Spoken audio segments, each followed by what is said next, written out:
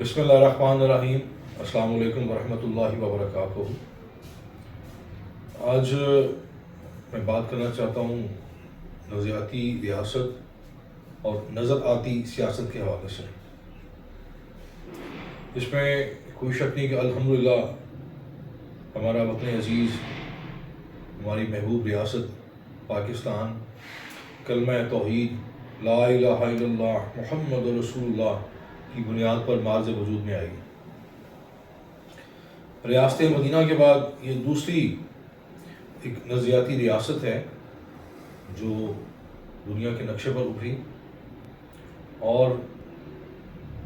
یہ نظریاتی ریاست نظریاتی سیاست کا ثمر ہے جو بابا قوم قائد اعظم محمد علی جناح علیہ رحمہ کی قیادت میں ہمارے باپ دادا بانیان پاکستان نے تحریک آزادی شروع کی، اور اس میں مسلم طلبہ، مسلم اسٹوڈنٹس فیڈریشن کے جو طلبہ تھے وہ حرابہ گرسہ تھے۔ پاکستان مارز وجود میں آیا اور کئی دہائیوں تک نظریاتی سیاست کی آبیاری ہوتی رہی، اور نظریاتی سیاست نے اس نظریاتی ریاست کو اپنے قدموں پر کھڑا کیا، اپنے پیروں پر کھڑا کیا، اور پاکستان ایک وقت تھا جب قرض لیتا تھا۔ پاکستان کے بہت سارے جو شعبہ جات تھے اس سے دنیا نے سیکھا، جس طرح ہماری قومی ایئر لائن پی آئی اے نے کئی ملکوں میں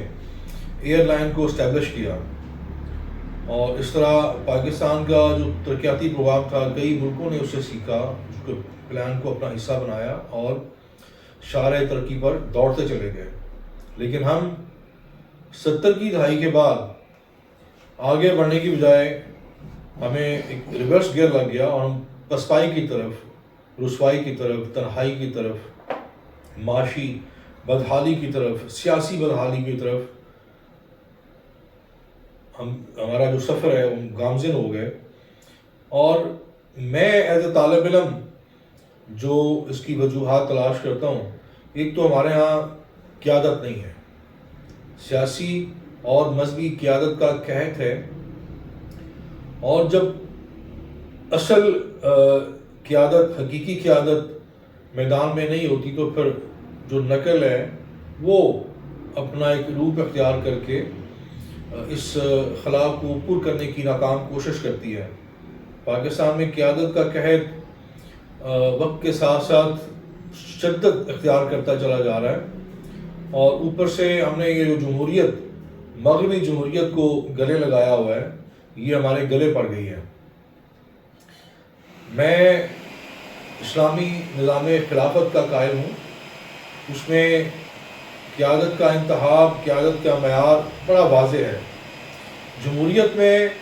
لوگ خود پیش کرتے ہیں اپنے آپ کو آپ کی قیادت کے لیے، نمائندگی کے لیے، اور آپ سے ووٹ مانگتے ہیں۔ یہ مغربی جمہوریت جو ہے یہ اسلامی جمہوریت کی یا اسلامی طرز حکومت کی ضد ہے، اور جب تک ہم نظریاتی ریاست میں دوبارہ سے نظریاتی سیاست کو فعال نہیں کریں گے، اس کو مضبوط نہیں کریں گے، اس کو اپنے معاملات کا حصہ نہیں بنائیں گے، تو یہ نظریاتی ریاست جو ہے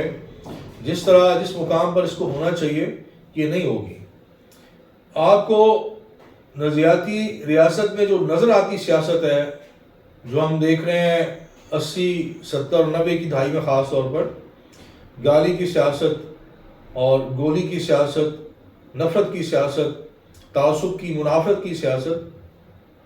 یہ اس طرح کی سیاست تب پیدا ہوتی ہے جب نظریاتی سیاست دم توڑ دے۔ ہماری ریاست اور ہماری سیاست اتنی بانجھ نہیں ہے، اتنی نہ ہماری سرزمین بنجر ہے، نہ بانجھ ہے، نہ ہماری ریاست اور نہ سیاست، لیکن چونکہ ہم نے نظریاتی سیاست کو سرمایہ دارانہ نظام سے، اشرافیہ نے، سرمایہ داروں نے اس کو کچل دیا، کیونکہ نظریاتی سیاست میں ان کا کوئی وجود نہیں ہے، ان کا کوئی کردار نہیں ہے۔ جب تک یہ مالیاتی سیاست نہیں کریں گے، ان کی دال نہیں گلے گی، ان کو اقتدار نہیں ملے گا۔ تو ایک خاص منظم سازش کے تحت مالیاتی سیاست کے بل پر نظریاتی سیاست کو مات دی گئی، اس کو نابود کیا گیا، دفن کیا گیا، اور آج آپ کو جو نظر آتی سیاست ہے وہ نظریاتی سیاست نہیں ہے، یہ نظریہ ضرورت کی سیاست ہے۔ ماضی میں 90 کی دہائی میں خاص طور پر جو دو متحارب سیاسی پارٹیاں تھیں اور ان کا دعویٰ تھا کہ ایک رائٹسٹ ہے ایک لیفٹسٹ ہے، آپ اس طرح کہہ سکتے ہیں کہ دائیں اور بائیں بازو کی سیاست، اور ان کا اپنا اپنا نظریہ تھا۔ پھر آپ نے چند ماہ پہلے ان کا ملاپ دیکھا، میثاق جمہوریت کی کوکھ سے جو سیاست نے جنم لیا وہ نظریہ ضرورت کی سیاست ہے، نظر آتی سیاست ہے، مالیاتی سیاست ہے، مفادات کی سیاست ہے، بقائے باہمی کی سیاست ہے،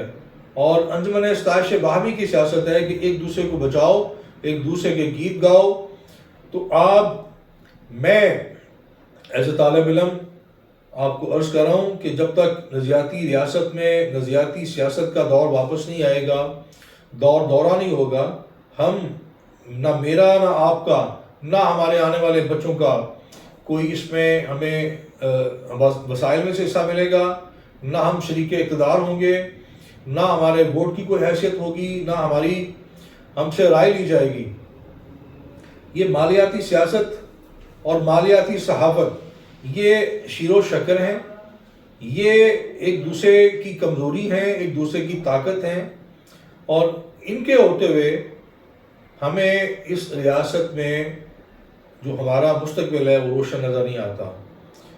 آپ کے پاس ووٹ کی طاقت ہے،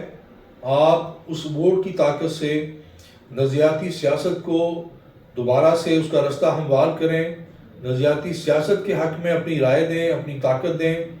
اور مالیاتی سیاست کو اور مالیاتی صحافت کو، جو اشتہارات کی صحافت ہے، جو